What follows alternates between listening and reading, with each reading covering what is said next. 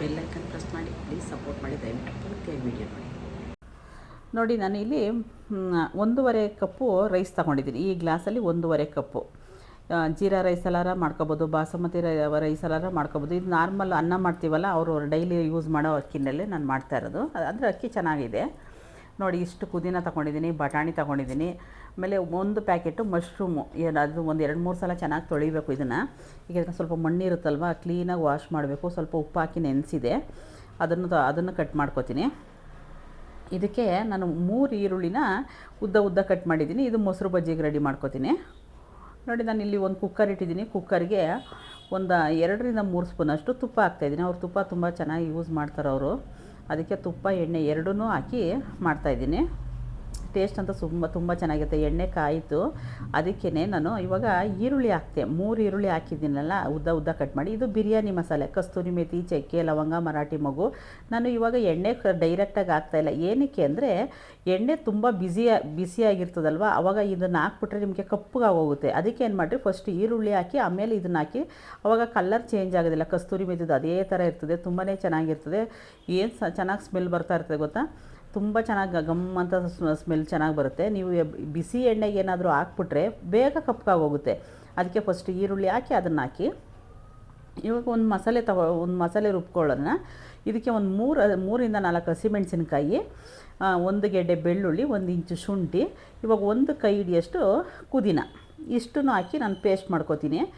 ಹಸಿಮೆಣ್ಸಿನ್ಕಾಯಿ ನಾನು ಮೂರೇ ಹಾಕಿರೋದಿಲ್ಲ. ಯಾಕೆಂದರೆ ನಾನು ಚಿಲ್ಲಿ ಪೌಡ್ರೂ ಕೂಡ ಯೂಸ್ ಮಾಡ್ತೀನಿ ಅದಕ್ಕೆ ನನಗೆ ಅವರು ಖಾರ ಜಾಸ್ತಿ ತಿನ್ನೋದಿಲ್ಲ. ಅದಕ್ಕೆ ಸ್ವಲ್ಪ ಖಾರ ಕಡಿಮೆ. ನಿಮ್ಗೇನಾದ್ರು ಖಾರ ಜಾಸ್ತಿ ಬೇಕು ಅಂದರೆ ನೀವು ಖಾರ ಜಾಸ್ತಿ ಮಾಡ್ಕೊಬೋದು. ಅವ್ರು ಖಾರ ಜಾಸ್ತಿ ತಿನ್ನಲ್ಲ.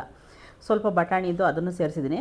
ನಾನು ಇಲ್ಲಿ 1 ಪ್ಯಾಕೆಟ್ ಮಶ್ರೂಮ್ನ ಈ ಥರ ಉದ್ದ ಕಟ್ ಮಾಡಿ ಹಾಕ್ಕೊಂಡಿದ್ದೀನಿ. ಇದನ್ನು ಚೆನ್ನಾಗಿ ಆ ಮಸಾಲೆ ಒಳಗೆ ಚೆನ್ನಾಗಿ ಫ್ರೈ ಮಾಡ್ತೀನಿ. ಹಸಿ ವಾಸನೆ ಹೋಗೋದು, ಯಾವುದೇ ಪದಾರ್ಥ ಹಾಕಿದ್ರೂ ಹಸಿ ವಾಸನೆ ಹೋಗೋ ತನಕನೂ ಚೆನ್ನಾಗಿ ಫ್ರೈ ಮಾಡಬೇಕು. ಆವಾಗಲೇ ಅನ್ನ ಚೆನ್ನಾಗಿ ಬರೋದು. ನೋಡಿ, ಅದನ್ನು ಚೆನ್ನಾಗಿ ಫ್ರೈ ಮಾಡಿದ್ದೀನಿ. ಇವಾಗ ನಾನು ಈ ಸ್ಪೂನಲ್ಲಿ 1 ಚಿಕ್ಕ ಸ್ಪೂನಷ್ಟು ಚಿಲ್ಲಿ ಪೌಡ್ರ್ ಹಾಕ್ಕೊಂಡಿದ್ದೀನಿ. ಒಂದು ಸ್ವಲ್ಪ ಅರಿಶಿನ ಹಾಕ್ಕೊಂಡಿದ್ದೀನಿ. ಇದು ಸ್ವಲ್ಪ 1 ಸ್ಪೂನಷ್ಟು ಧನಿಯಾ ಪೌಡ್ರ್ ಹಾಕ್ಕೊಂಡಿದ್ದೀನಿ. ಇದಕ್ಕೆ ಗರಂ ಮಸಾಲ ಆಗಲಿ ಬಿರಿಯಾನಿ ಮಸಾಲೆ ಯಾವುದು ಯೂಸ್ ಮಾಡ್ತಾಯಿಲ್ಲ, ಇಷ್ಟೇ ಸಾಕು. ತುಂಬಾ ಚೆನ್ನಾಗಿ ಟೇಸ್ಟ್ ಅಂತೂ ತುಂಬಾ ಚೆನ್ನಾಗಿತ್ತು ಅನ್ನೋದು.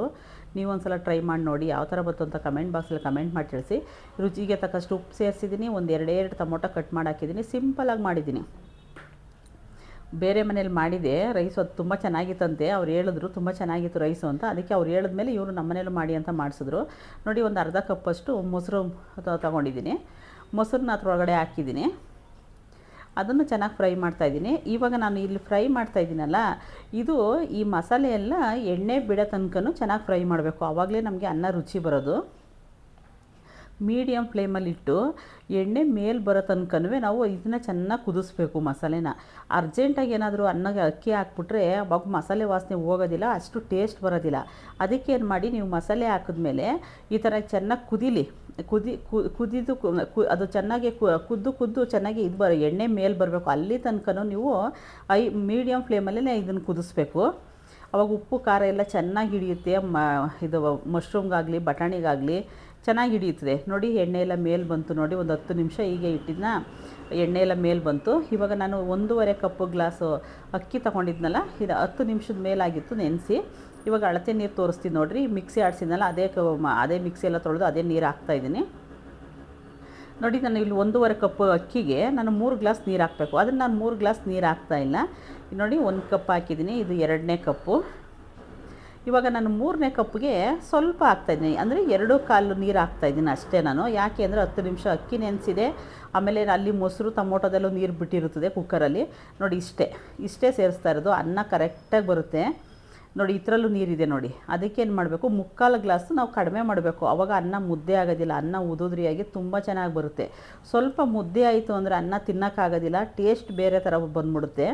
ಅಷ್ಟು ಟೇಸ್ಟ್ ಚೆನ್ನಾಗಿರೋದಲ್ಲ. ನೋಡಿ, ನಾನು ಅಕ್ಕಿ ಸೇರಿಸಿದ್ದೀನಿ. ಈಗ ಒಂದು ಸಲ ಮಿಕ್ಸ್ ಮಾಡಿ ಇವಾಗ ಉಪ್ಪು ಖಾರ ಈ ಟೈಮಲ್ಲಿ ನೋಡ್ಕೋಬೇಕು. ಉಪ್ಪು ಖಾರ ಏನಾದರೂ ಬೇಕಾ, ಅಂದರೆ ಉಪ್ಪು ಏನಾದರೂ ಕಡಿಮೆ ಆದರೆ ಸ್ವಲ್ಪ ಉಪ್ಪು ಸೇರಿಸ್ಕೋಬೇಕು. ಖಾರ ಕಡಿಮೆ ಆಯಿತು ಸ್ವಲ್ಪ ಚಿಲ್ಲಿ ಪೌಡ್ರ್ ಇಲ್ಲ ಹಸಿಮೆಣ್ಸಿನ್ಕಾಯಿ ಕಟ್ ಮಾಡಿದ್ರೆ ಕರೆಕ್ಟಾಗಿತ್ತು. ನಾನು ಸ್ವಲ್ಪ ಉಪ್ಪು ಕಮ್ಮಿ ಆಗಿತ್ತು, ನಾನು ಸ್ವಲ್ಪ ಉಪ್ಪು ಸೇರಿಸಿದ್ದೀನಿ. ನಾನು ಇವಾಗ ಇನ್ನೊಂದು ಸಲ ಮಿಕ್ಸ್ ಮಾಡಿಬಿಟ್ಟು ಸ್ವಲ್ಪ ಕುದಿಯೋದಕ್ಕೆ ಬಿಡ್ತೀನಿ. ಇವಾಗಲೇ ನಾನು ಮುಚ್ಚಳ ಮುಚ್ಚೋದಿಲ್ಲ. ಸ್ವಲ್ಪ ಕುದಿ ಬಂತು ಆವಾಗ ಮುಚ್ಚಳ ಮುಚ್ಚುತ್ತೀನಿ ನಾನು. ನೋಡಿ ಇವಾಗ ಒಂದು ವಿಸಲ್ ಕೂಗಿಸ್ತೀನಿ ನಾನು. ಇದು ದೊಡ್ಡ ಕುಕ್ಕರು, ಚಿಕ್ಕ ಕುಕ್ಕರ್ ಆದರೆ ನೀವು 2 ವಿಸಲ್ ಕೂಗಿಸ್ಬೇಕಾಗುತ್ತೆ. ಇದು ದೊಡ್ಡ ಕುಕ್ಕರಲ್ಲಿ ಫ್ಲೇಮ್ ಜಾಸ್ತಿ ಇರುತ್ತೆ ಅಂತ ಬರೀ ಒಂದು ವಿಸಲ್ಗೆ ಆಫ್ ಮಾಡಿದ್ದೀನಿ. ನೋಡಿರಿ ಅನ್ನ ನೋಡಿ ನೀವು ನೋಡ್ತಾ ಇರ್ಬೋದು ಎಷ್ಟು ಚೆನ್ನಾಗಿ ಉದುದ್ರಿಯಾಗ ಅನ್ನ ಚೆನ್ನಾಗಾಗಿದೆ ಅಂತ. ಆದರೆ ಅಕ್ಕಿ ಕ್ವಾಲಿಟಿ ಚೆನ್ನಾಗಿದೆ. ಅಕ್ಕಿ ಕ್ವಾಲಿಟಿ ಚೆನ್ನಾಗಿರೋ ಅಕ್ಕಿನ ತೊಗೊಂಡ್ರೇ ನಮಗೆ ಈ ಥರ ರೈಸ್ ಬರೋದು. ಮಾಮೂಲಿ ಅಕ್ಕಿ ಸ್ವಲ್ಪ ಕ್ವಾಲಿಟಿ ಕಡಿಮೆ ಇರೋ ರೈಸಲ್ಲಿ ಈ ಥರ ಮಾಡ್ತು ಅಂದರೆ ಚೆನ್ನಾಗಿ ಬರೋದಿಲ್ಲ. ನೋಡಿ ಅಷ್ಟು ಚೆನ್ನಾಗಿ ಬಂದಿದೆ. ನೋಡಿ ಹೊಸಬ್ರು ಯಾರಾದರೂ ನೋಡ್ತಾ ಇದ್ದರೆ ದಯವಿಟ್ಟು ಸಬ್ಸ್ಕ್ರೈಬ್ ಮಾಡ್ಕೊಳ್ಳಿ, ಬೆಲ್ಲೈಕನ್ ಪ್ರೆಸ್ ಮಾಡಿ, ಪ್ಲೀಸ್ ಸಪೋರ್ಟ್ ಮಾಡಿ. ಈ ವಿಡಿಯೋ ಇಷ್ಟ ಆದಲ್ಲಿ ಒಂದು ಲೈಕ್ ಕೊಡೋದಂತೂ ಮರಿಬೇಡಿ. ನೋಡಿ ಅಂದರೆ ತುಂಬಾ ರುಚಿಯಾಗಿತ್ತು.